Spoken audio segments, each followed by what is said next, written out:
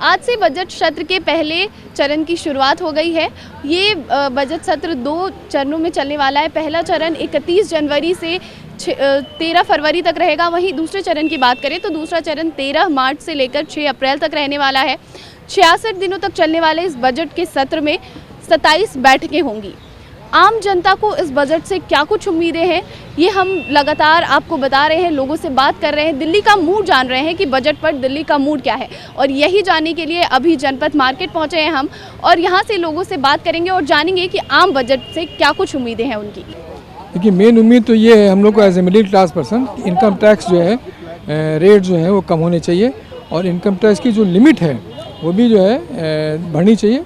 और जो सेविंग्स के लिए गवर्नमेंट के जो अंडर सेक्शन 80C जो अमाउंट है वो अमाउंट को बढ़ाना चाहिए। ठीक है, number 1। Number 2, government should allocate more money towards health sector and towards infrastructure sector.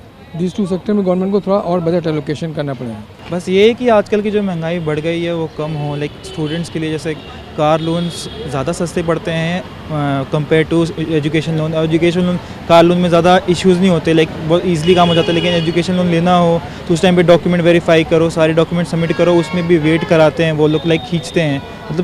मतलब एक तरह से बोले तो बहुत ही जो सर्कल है ये बहुत बेकार है।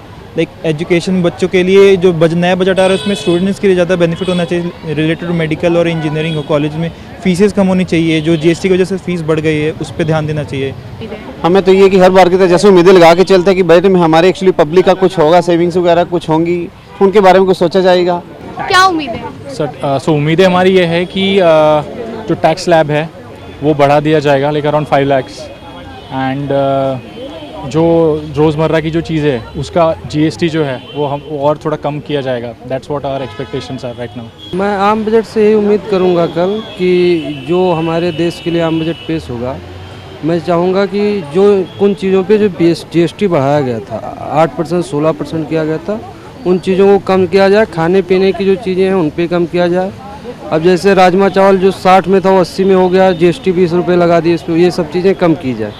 सरकार जो है वो आम जनता के लिए किस तरह से सोच रही है। महंगाई जो है दिन प्रतिदिन जो है वो बढ़ती जा रही है और आम जनता, आम नागरिक जो है वो परेशान है। खास करके एक मध्यम वर्ग का जो इंसान है वो रो रहा है। आज भी ना अमीरों को फ़र्क पड़ रहा है ना गरीबों को फ़र्क पड़ रहा है। जो मध्यम लोग हैं वो पिस रहे हैं। तो सरकार को चाहिए बजट जो है वो ग्राउंड लेवल पर रह के लोगों के हित में जो है वो चुने, तो वही है। नहीं तो आने वाला जो समय है, इलेक्शंस है, इस सरकार के लिए तो भारी पड़ेंगे। इस साल के बजट से उम्मीद है कि महंगाई तो बढ़ी है, लेकिन हर आदमी चाहता है कि मैं हल चला रहा हूँ उसका बेनिफिट मिलना चाहिए और पब्लिक भी चाहती है कि हमारी सरकार से हमें हेल्प मिलनी चाहिए।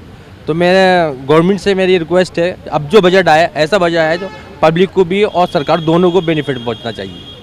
आफ्टर लॉकडाउन जो हुआ पैंडेमिक, वो सबके लिए बहुत ज़्यादा दुखदायी रहा है। मेरे लिए भी, because I am a fitness trainer and choreographer. So 2 साल तो हमारा ऐसे ही हुआ कि मतलब काम नहीं। एंड उसके बाद से महंगाई बहुत ज़्यादा बढ़ गई है। लोगों के को सामान जैसे हम पहले बहुत नॉर्मल बजट्स में ख़रीदते थे, बट अब जाकर अगर हम नॉर्मल मार्केट्स में भी जाते हैं तो वहाँ पे भी डबल प्राइस मिलते हैं। और नेगोशिएशन जो करते हैं हर आदमी करता है, इंडियन की तो फितरत में ही है नेगोशिएट करना, तो वो भी अब नहीं हो पा रहा। पेट्रोल डीजल खैर और देशों के हिसाब से तो कम है, पाकिस्तान से कम ही है हमारे इंडिया में, मगर ज़्यादा होना नहीं चाहिए। आम आदमी इसको अफोर्ड नहीं करता। कई लोगों के ठीक है, अपने अपने सैलरी के हिसाब से सब ठीक है। जिनके मजदूरी कम है उनके लिए तो दिक्कत हो जाती है।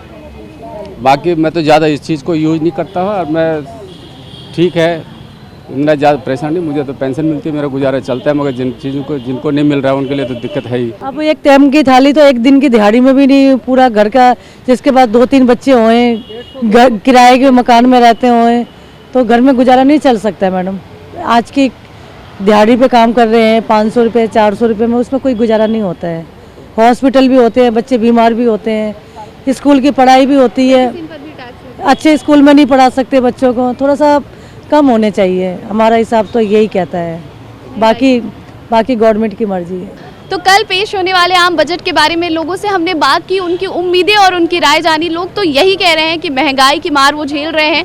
जो एक समय की थाली है वो काफ़ी महंगी आ रही है, तो सरकार को महंगाई को लेकर कुछ करना चाहिए, महंगाई कम करनी चाहिए और साथ ही साथ टैक्स स्लैब्स भी बढ़ानी चाहिए। तो ये आम जनता की राय है। बहरहाल कल जब निर्मला सीतारमण बजट पेश करेंगी तो ये देखने वाली बात होगी कि आखिर आम जनता को क्या कुछ रियायतें मिलती हैं। प्रतिज्ञा Kashyap, TV9 Delhi NCR। Delhi NCR की हर छोटी बड़ी खबर जानने के लिए सब्सक्राइब करें अपना पसंदीदा channel TV9 Delhi NCR। Facebook, Twitter और इंस्टाग्राम पर हमें सर्च करें @TV9 दिल्ली NCR पर।